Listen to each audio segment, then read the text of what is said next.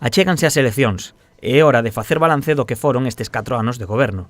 Por o PP provincial, o mandato de Carmela Silva na Deputación de Pontevedra foi o peor da historia da administración e criticaron a falta de execución do presuposto. Son o peor goberno á hora de executar que tuvo nunca a Diputación. En términos globais, só executaron un 47%.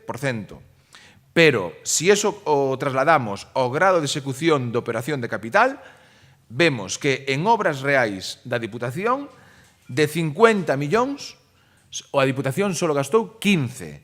E de transferencias a capital a concellos, só de 128 gastou 35. Quere dicir que só executaron un 27%.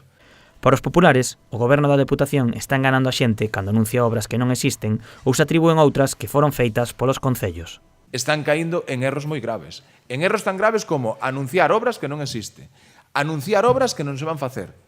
E despois algo tamén que é moi preocupante, que é a falta de respeto hacia todas as corporacións locais. Fartáronse de decir que este mandato iba a ser o mandato da autonomía da administración local.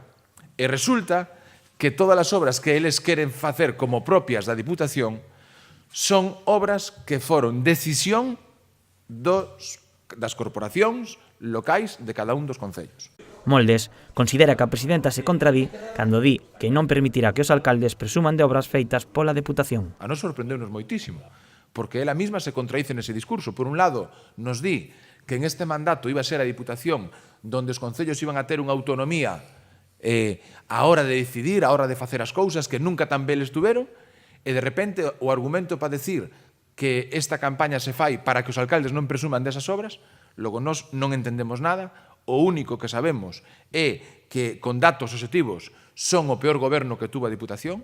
O portavoz aproveitou para pedir á presidenta e ao vicepresidente que se disculpen cos alcaldes e cos veciños.